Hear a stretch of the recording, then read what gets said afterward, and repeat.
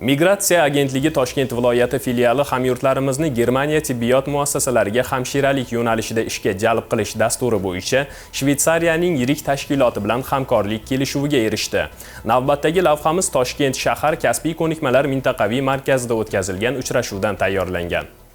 Ushbu maskanda tashkil etilgan sinfxonalari maxsus jihozlar va o'quv moddiy bazasi bilan ta'minlangan. Shvetsariyaning Globagate kompaniyasining O'zbekistondagi loyihalar boshqaruvchisi To'ychi Ro'zboyev bergan ma'lumotga ko'ra, bugungi kunga qadar Germaniya Federativ Respublikasi hududida mehnat faoliyatini amalga oshirish niyatida bo'lgan 1100 nafar fuqaro nemis tiliga o'qitilgan va ulardan 500 nafari nemis tilini bilish bo'yicha xalqaro darajasini belgilovchi sertifikatni qo'lga kiritgan. Kompaniyaning asosiy maqsadi chet ellardan, jumladan O'zbekistondan o'rta tibbiyot xodimlari, malakali hamshiralar va tibbiy og'alarni Germaniyadagi yetakchi, nomdor va nufuzli klinikalar tibbiyot muassasalariga ishga joylashtirishdan iborat. Bu yilda biz migratsiya agentligi bilan hamkorlikda O'zbekistonga buyurtma beradigan barcha klinikalar nomidan harakat qilamiz va ularning buyurtmasi asosida hamshira mutaxassislarini, parvarish sohasi mutaxassislarini nemis klinikalariga ro'para qilamiz. Va ularning suhbatidan o'tib, klinikalar tomonidan tanlab olingan o'zbekistonlik hamshira yigit-qizlarimizni Globogate'ning Toshkent, Andijon, Namangan, Angren va Qarshi shaharlarida tashkil qilingan kampuslarimizda 10 oydan 12 oygacha bo'lgan nemis tili kurslarimizga qabul qilamiz va ularni mutlaqo bepul tarzda nemis tiliga o'rgatib, B2 darajaga olib chiqamiz. Ushbu maskanda o'qiganlarning 400 nafardan ortig'i xorijda vaqtinchalik mehnat faoliyatini amalga oshirish maqsadida ishga yuborilgan bo'lib, hozirda 550 nafar fuqaro nemis tiliga o'qitilmoqda. 75 nafar o'quvchilar viza olish jarayonida. Joriy yil yakuniga qadar yana 350 nafar o'quvchi Germaniyaga yuborilishi kutilmoqda. Biz esa shu yo'lda ilm olayotgan fuqaroning fikri bilan tanishdik.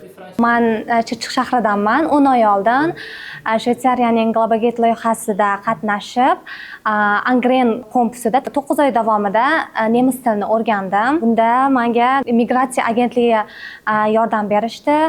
Bizni bepul stipendiya bilan, tajribali o'qituvchilar bilan ta'minlashdi. 9 oy davomida Angren kampusida o'qib, oxirgi 1 oy davomida Toshkent kampusida o'qidim. Bu yerda imtihonga tayyorgarlik ko'rdik. B2 sertifikatini oldim. Nemis tilini faqat o'qisangiz sertifikatni olsa bo'lar ekan.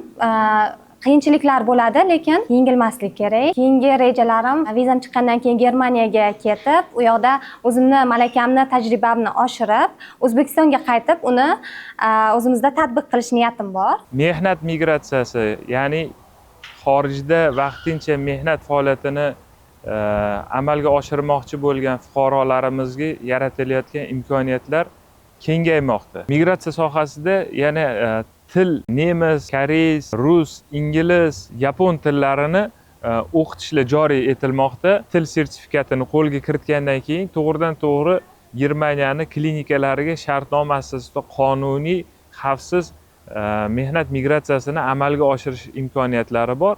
Vaqtincha ishlash uchun ketgan fuqarolarimiz doimiy migratsiya agentligini monitoringida bo'lib turadi. Agentlik o'ziga yuklangan asosiy vazifa, ya'ni tashqi mehnat migratsiyasi jarayonlarini kompleks tartibga solishni ta'minlaydi. Bundan tashqari, vaqtincha mehnat faoliyatini amalga oshirish uchun xorijga ketayotgan yurtimiz fuqarolarini kasbiy ta'lim tashkilotlari va kasb-hunar markazlari yoki nodavlat ta'lim tashkilotlarida kasbga o'qitadi. Ularga chet tillarini ishlab chiqarishda mehnatni himoya qilish qoidalarini o'rgatishga ko'maklashadi.